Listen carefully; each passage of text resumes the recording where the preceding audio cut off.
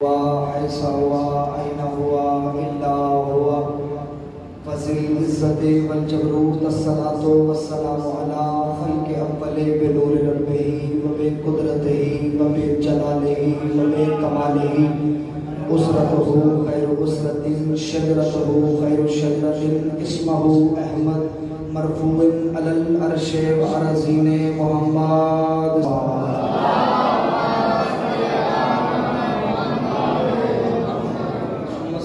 والسلام علی سخن گزار منبر سلمونی سرور مطلبی ابن ام النبی درہ العطا مہر برج انما شہ سوار لافتہ پیشوائے انبیاء قربت الوسطی غالبت الحسنہ سید الاوصیاء عماد الاسفیاء رکن الاولیاء آیت اللہ العظمی خیر المؤمنین امام المتقین اول العابدین ازہد الزاہدین زین المواحدین حبل اللہ المتین لنگر آسمان و زمین وجہ اللہ عین اللہ نور اللہ سر اللہ باب اللہ اذن اللہ اسد اللہ الغالب غالب علی کل غالب علی ابن ابی طالب الصلوات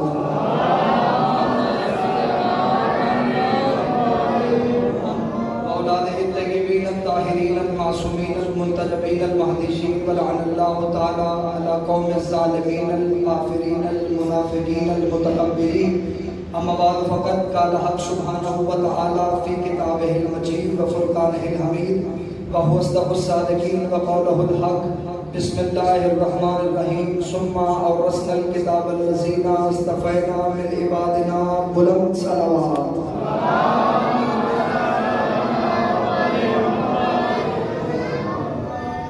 اگر اس سے بلند ممکن ہو سکے تو بلند تر صلوات کہیے گا اللہ دعا ہے کہ عالم محمد کا عظیم خالق ہماری صدیق ترین عبادت کو اپنی بارگاہ میں شرف قبولیت عطا فرمائے رب الحسین پہ ہر کے جتنے بھی ہاتھ سے شبیر سے مانگنے کے لیے آئے ہیں اس عزت والے ذکر سے کوئی بھی خالی ہاتھ واپس نہ جائے ذاکرین مجلس حاضرین مجلس بانیان مجلس کی اللہ جس کے معرفت اور رزق ولایت میں اضافہ فرمائے بہت بڑی دعا سارے مل کے دل سے آمین کہیے گا میرا اللہ اس وقت تک کسی بھی علی ولی اللہ پڑھنے والے کو موت نہ آئے جب تک حسین بادشاہ کے نوری محل کی زیارت نصیب نہ ہو میرے مالک عقیدہ حق پہ استقامت نصیب فرما قبر کی پہلی رات ہو زیارت امیر نصیب فرما قیامت کی پہلی شروع ہو شفاعت شبیر نصیب فرما مشکل ترین دور مشکل ترین زمانہ سچ کہا نہیں جا سکتا جھوٹ برداشت نہیں ہوتا قائم کے ظہور میں تعجیل فرما میرے مالک زمانے میں وہ آ جائے جن کے آنے سے زمانہ امن سے دوچار ہوگا میرے مالک ہر عزادار کو دوسرے عزادار کا احترام کرنے کی توفیق عطا فرما میرے مالک میری قوم کو مسجد کا نمازی اور حلقے کا واقعی بنا ان تمام دعاؤں کو قبولیت کی آخری منزل تک پہنچائیں سہارا ضرور کریں بلند آواز سے صلوات کریں اللہ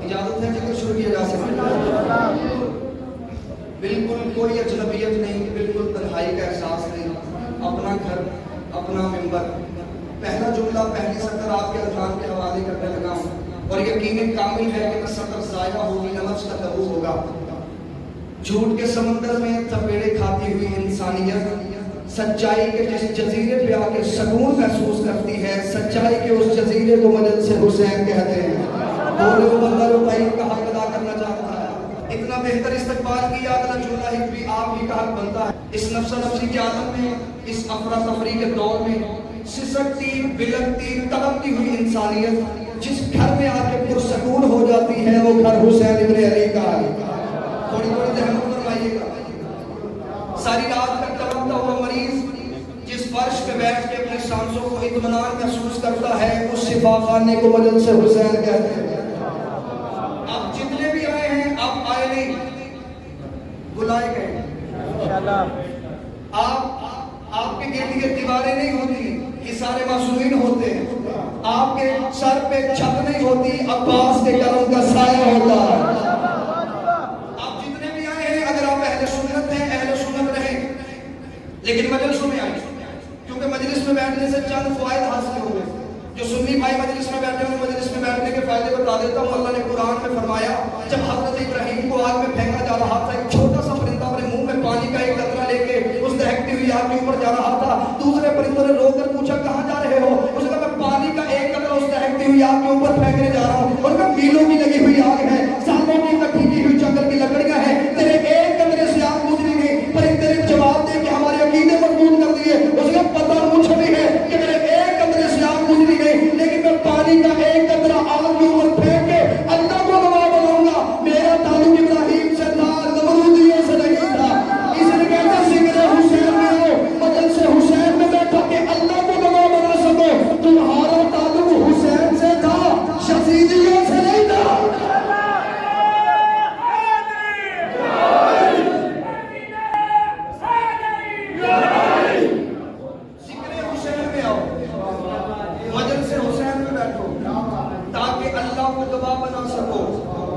تمہارا تعلق حسین سے تھا، یزیدیوں سے نہیں. کون حسین؟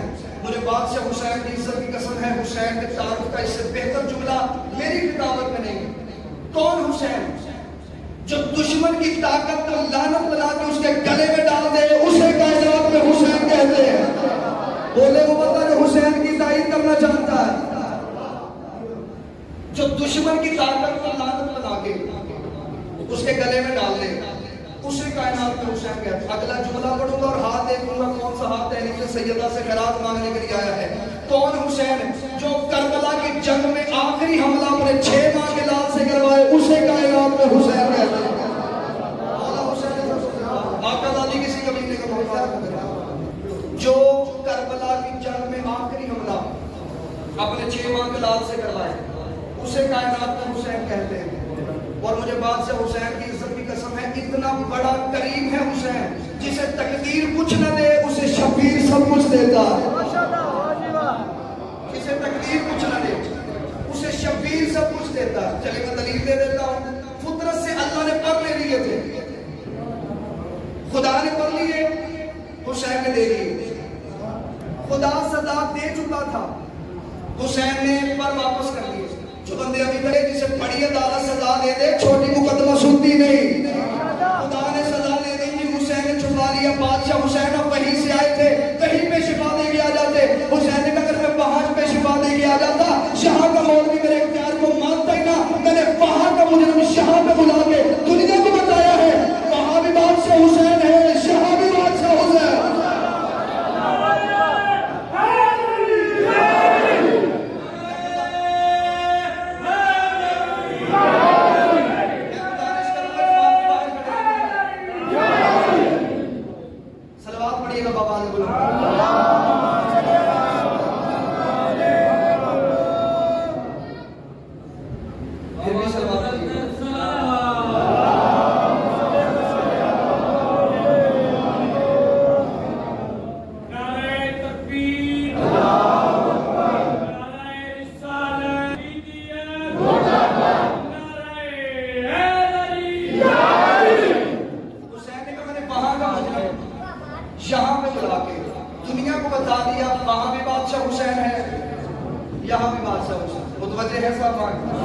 اگر آپ نئی بات سننا چاہتے ہیں تو فطرت تخلیق آدم سے پہلے کا مجرم تھا، آدم کے بننے سے پہلے کا مجرم تھا. خدا نے سزا دے دی تھی، ملزم نہیں تھا، مجرم تھا، اپنا جرم تسلیم کر چکا تھا. خدا نے سزا دے دی، آدم سے پہلے کا مجرم تھا. آدم توبہ کرنے کا ہنر جانتا تھا. فطرت آدم کے پاس نہیں آیا. نوح نجات کی کشتی لے کے دنیا میں پھرتا رہا، فطرت نوح کے پاس نہیں آیا. ابراہیم آگ کو ٹھنڈا کرنے کا ہنر جانتا تھا، فطرت ابراہیم سے اپنے چلے ہوئے پر ٹھیک کروانے کے لیے نہیں آیا. موسیٰ اللہ سے ہم کلام ہوتا تھا، فطرت موسیٰ کے ذریعے سے اللہ سے سفارش کروانے کے لیے نہیں آیا.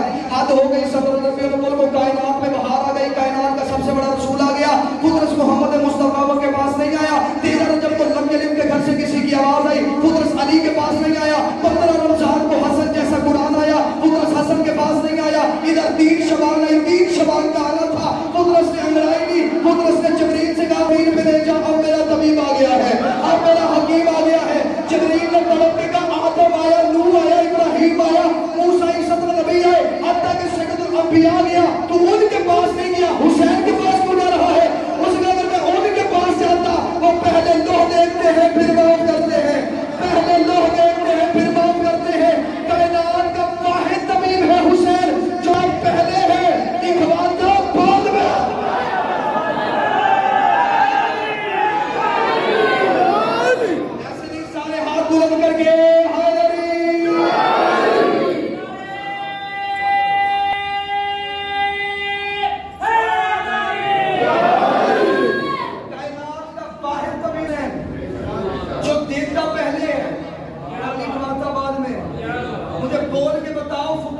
شفا ملی کیسے تھی؟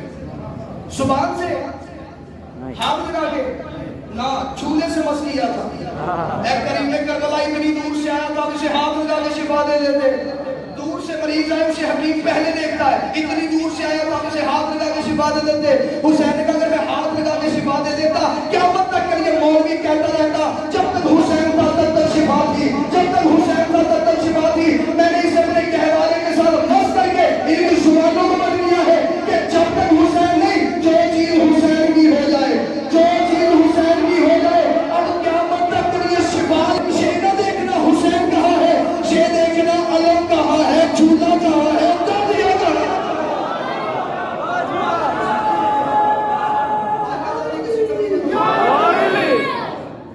حسین نے کہا میرے وہاں کا مجرم یہاں، حسین نے فطرس کو شفا دے دی۔ اتنا بڑا کریم ہے حسین۔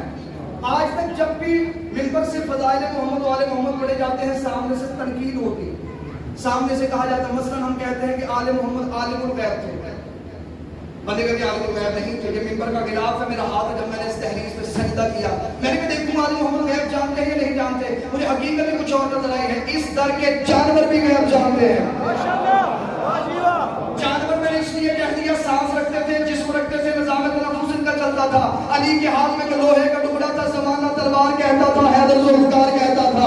کئی جنگوں میں ذوالفقار کو ہوا میں چھوڑتے تھے، ہوا میں لہراتی تلوار آتی، تین گردنیں کاٹتی، چوتھی چھوڑ دیتی، چھ کاٹتی، ساتویں چھوڑ دیتی۔ ایک دن مالک اشرف نے علی کے قدموں میں بیٹھ کر کہا شاید یہ گردنیں چھوڑ کر کیوں چلتی ہے؟ علی نے مسکرا کے بولا گردنیں چھوڑ کر نہیں چلتی، یہ شجرے دیکھ کے چلتی ہے۔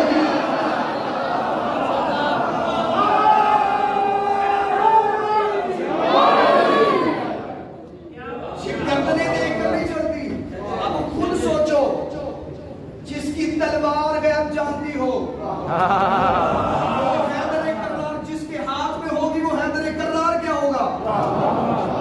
مجھے عزت آل محمد کی قسم ہے یہ عالم الغیب نہیں، اگلا جملہ دے رہا ہوں، یہ عالم الغیب نہیں، یہ خالق الغیب ہے۔ عالم الغیب اسے کہتے ہیں جو غیب جانتا ہو، خالق الغیب اسے کہتے ہیں جو غیب خلق کرتا ہو۔ آل محمد عالم الغیب نہیں، خالق الغیب۔ چلے میں دلیل دے دیتا ہوں، میرے بادشاہ امام حسن علیہ السلام باغ میں تھے،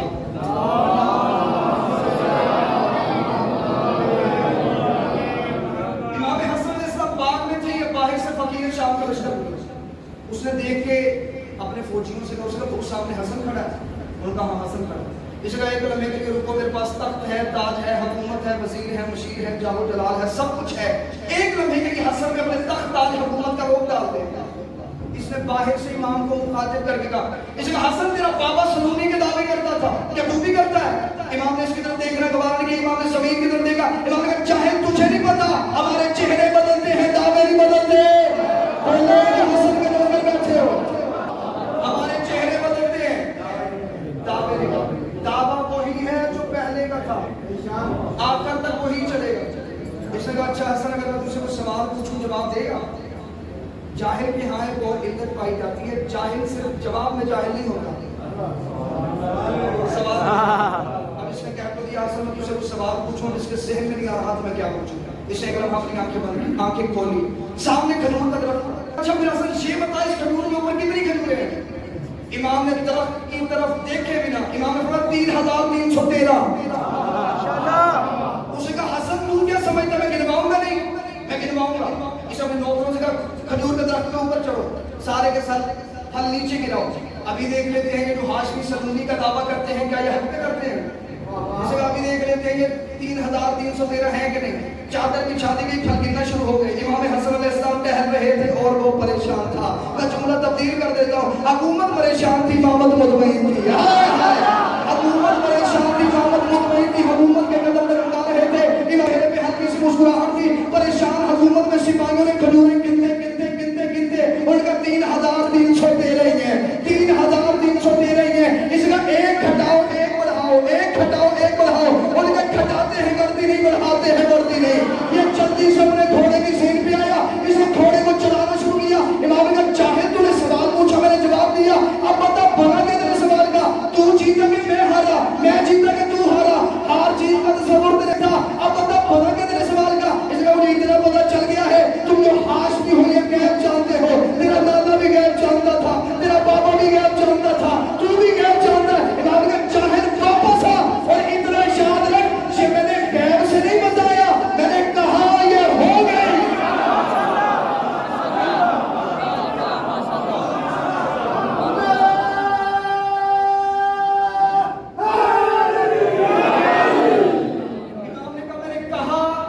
یہ ہو گئی.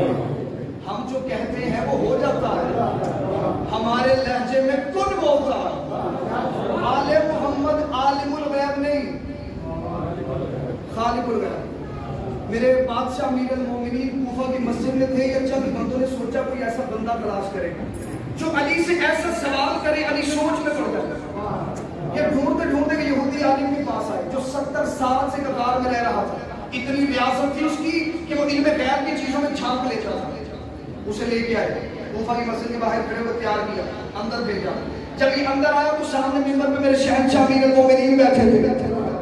اس نے آگے کہا یا علی کوفے کے لوگ آپ سے سوال کرتے ہیں، میں چاہتا ہوں آپ مجھ سے سوال کریں، میں اس کا جواب دوں. کانفیڈنس چیک کرے بندے کا. علی سے کہہ رہا ہے کہ کوفے کے لوگ آپ سے سوال کرتے ہیں، میں چاہتا ہوں آپ مجھ سے سوال کریں اور میں اس کا جواب دوں. اب علی کے سامنے اگر کوئی نبی بیٹھا ہوگا علی ضرور کوئی علم کی گرہ بولتے ہیں. علی کے سامنے بیٹھا تھا کہ چاہے یہودی. علی نے ہاتھ کو پیچھے کیا، مٹھی کو بند کیا، ہاتھ کو آگے کیا. علی نے کہا بتا میری مٹھی میں کیا ہے. اس نے ایک لمحہ آنکھیں بند کی، اپنی آسمانی کتابوں کے علم کے مطابق علم غیب میں جھانکا. اس نے یا علی کوہ ویسے پہاڑی ہے، اس پہ فاختہ نے انڈے دیے ہیں، ان میں سے ایک انڈا آپ نے اٹھایا ہے. بالکل صحابہ بھی اسی طرح چپ تھے کہ پتہ نہیں کہ ہاتھ سے کیا نکل رہا. علی نے یوں ہاتھ کو کھولا، وہی فاختہ کاٹا. بندے اندر ہی اندر سے خوش ہوئے. انہوں نے کہا اب دیکھتے علی کیا کرتا ہے. اب تو یہودی نے علی کو ہرا دیا، اب دیکھتے علی کیا کرتا ہے.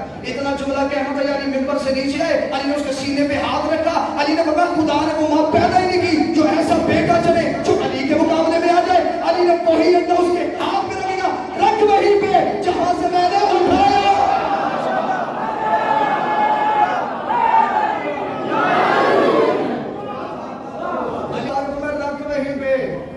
میں نے اتنا جملہ کہنا تھا یا قدموں میں گر گیا.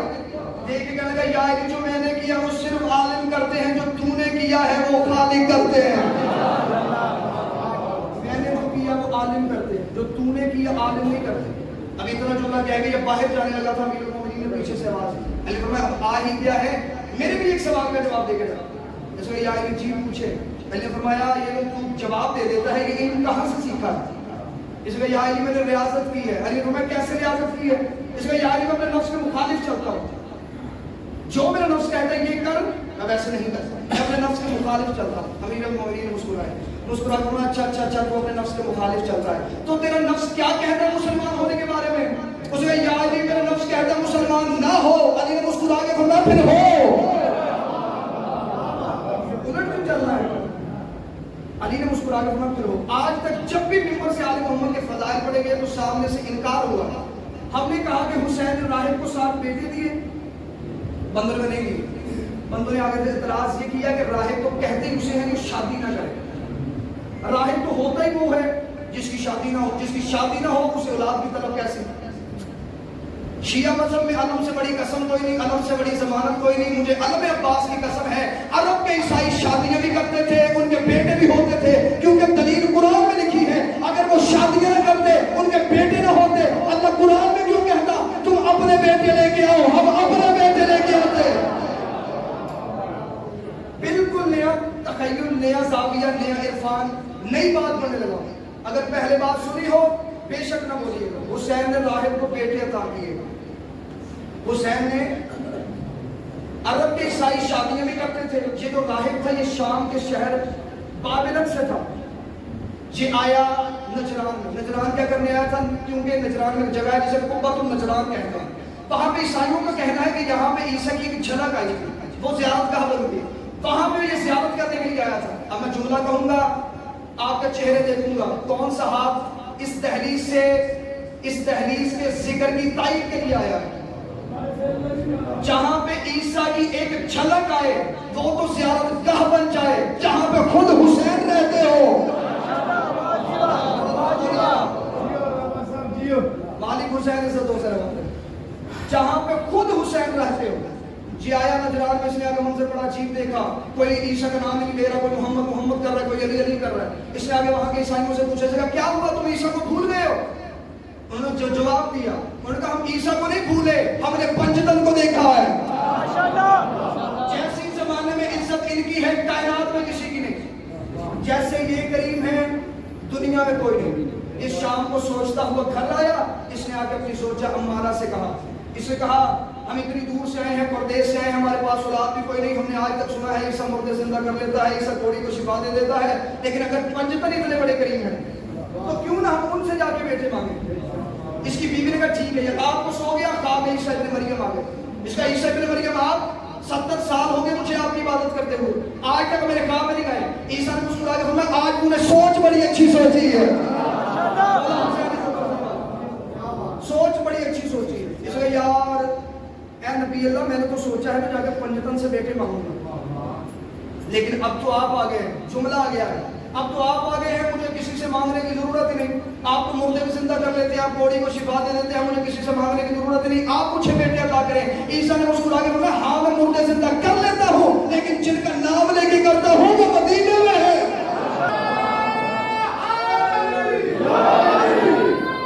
آج کی مجلس میں بتایا جائے گا کہ حسین راہب کو بیٹے دیے کیسے اور حسین نے ان بیٹوں کے نام کیا رکھے۔ جس نے پہلے سنا ہو بے شک نہ بولے۔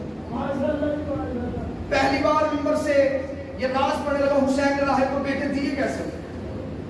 جب یہ راہب آیا اس نے آ کے کہا کہ نماز ہو گئی، نماز جب ختم ہوئی اس کا سارے سوالی لائن بنا کے کھڑے ہوئے، میں بھی کھڑا ہو گیا۔ اس کا جب میں آگے گیا تو نبی نے مسکرا کے فرمایا راہب آگے ہو؟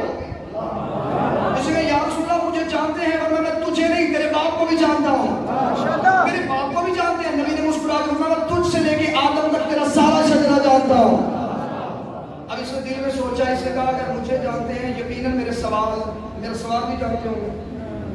نبی نے مسکرا کے فرمایا میں تیرا سوال بھی جانتا ہوں لیکن تیرے منہ سے سننا چاہتا ہوں۔ اس نے کہا یا رسول اللہ جو کچھ ہو رہا ہے، جو کچھ ہو چکا ہے، جو کچھ ابھی ہونا ہے، یہ سب کچھ کہیں پہ لکھا ہے کہ خود بخود ہو رہا ہے۔ نبی نے مسکرا کے فرمایا یہ سب کچھ لکھا ہے لوہے محفوظ پہ۔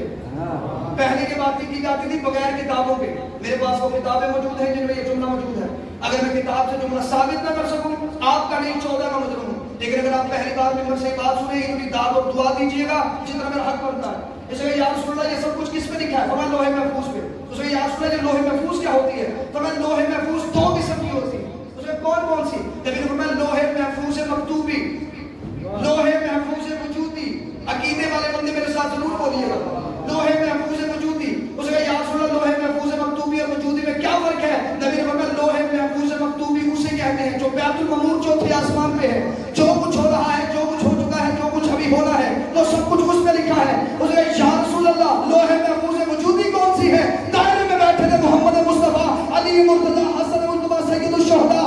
نبی نے اپنے سے اشارہ شروع کر کے حسین پہ ختم کر کے ہم ہیں لوہے وجودی، ہم ہیں لوہے وجودی۔ اس نے کہا یا رسول اللہ مجھے بتائیں لوہے محفوظ میں میری قسمت میں اولاد ہے یا نہیں؟ اب جسے کتابت سنی آتی ہے وہ بندہ میری طرف دیکھے۔ نبی نے ایک دفعہ آسمان کی طرف دیکھا پھر حسین کی طرف دیکھا، پہلے آسمان کی طرف دیکھا پھر حسین کی طرف دیکھا۔ نبی نے مسکرا کے فرمایا وہاں نہیں لکھی یہاں لکھی ہے۔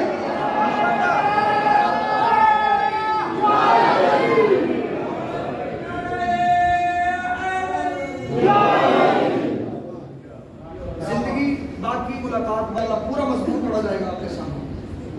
صرف مولا حسین نے بیٹے نہیں عطا کیے، بی بی عالیہ نے اس کی بیوی کو 7 بیٹیاں بھی عطا کی۔ جو زمانے کو بیٹے عطا کرتا تھا اسی حسین کو زمانے نے بے دردی سے مار دیا، اسی حسین کو زمانے میں بڑا بے دردی سے مارا۔ کوشش کیا کرو مصائب میں ہائے ضرور کہا کرو۔ میرے سید الساجدین امام اپنے گھر میں مجلس پڑھ رہے تھے، یہ سامنے بیٹھا بندہ اپنے چہرے پر رومال رکھ کے رو رہا تھا۔ امام نے ممبر چھوڑا، امام اس کے قریب آئے، امام نے فرمایا چہرے پر رومال رکھ کے کیوں رو رہا؟ اس نے کہا مولا میرا رومال آنسوؤں سے بھرا ہوا ہے۔ امام نے فرمایا چہرے پر رومال رکھ کے کیوں رو رہا ہے؟ اس نے کہا مولا کیسے رو؟ امام نے چیخ مار کے کہا ایسے رو جیسے جوان بیٹے کی لاش پہ بڑی مار ہوتی ہے، کیونکہ جو چیخ مار کے روتا ہے وہ حسرت پوری کرتا ہے زینب کی۔ بی بی کی حسرت تھی میں حسین کو چیخ مار کے رو، ان کمینوں نے بی بی کو رونے نہیں دیا۔ جب بھی بی بی رونے کا ارادہ کرتی یہ کمینے تازیانے لے کے نیزے لے کے بی بی کے قریب آ جاتے، بی بی رو کے کہتی میرا ایک نہیں مارا گیا میرے 18 مارے گئے۔ مجلس میں ہائے ضرور کہا کرو، مصائب ہے ہی کیفیت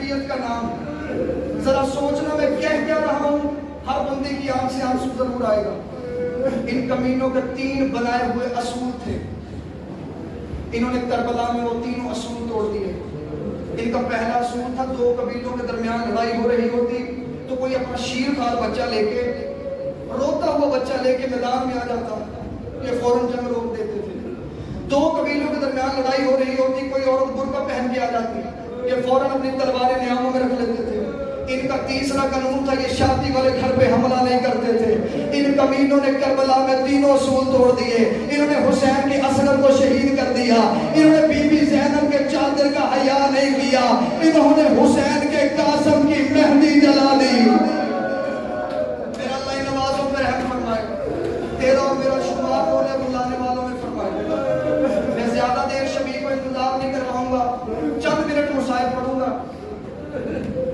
ان کمینوں نے اپنے بنائے ہوئے 3 اصول توڑ دیے. حسین نے ہر تہجد کی نماز میں رو کے کہا تھا, میرے اللہ تو نے مجھے نانے کی شکل والا بیٹا دیا, مجھے ایک بیٹی عطا کر جو میرے سینے کا قبیض ہو. خدا نے ایک بیٹی عطا کی, نام ماں کے نام پہ فاطمہ رکھا, لقب پڑ گیا سکینہ, باپ کے سینے پہ سونے والی. حسین فرماتے ہیں تجھے 2 بیٹیاں عطا کرے, ایک بیٹی عطا کرے, ایک بیٹی کا نام فاطمہ ضرور رکھنا, اور جس بیٹی کا نام فاطمہ رکھنا اسے زندگی میں کبھی تماچا نہ مارنا. حسین رو کے کہتے ہیں کیونکہ یہ تیرے گھر میں میرے حصے کی بیٹی ہے, اسے زندگی میں کبھی تماچا نہ مارنا. جب 10 محرم کا دن آیا سارے شہید ہو گئے, حسین اکیلے رہ گئے. حسین نے اپنی بیٹی کو گود میں لٹا کے حسین نے کہا, میرے اللہ میں نے تجھ سے اکبر کی لاش پہ کچھ نہیں مانگا, میرے غازی کی لاش پہ کچھ نہیں مانگا, پہلی بار حسین تجھ سے کچھ مانگنے لگا ہے. میرے اللہ میری سکینہ پہ نیند طاری کر دے. کتابیں کہتی ہیں بی بی سکینہ پہ نیند طاری ہوئی, مولا حسین نے یوں سر پکڑ کے ریت پہ رکھا. مولا حسین چلے گئے فوجوں کے درمیان.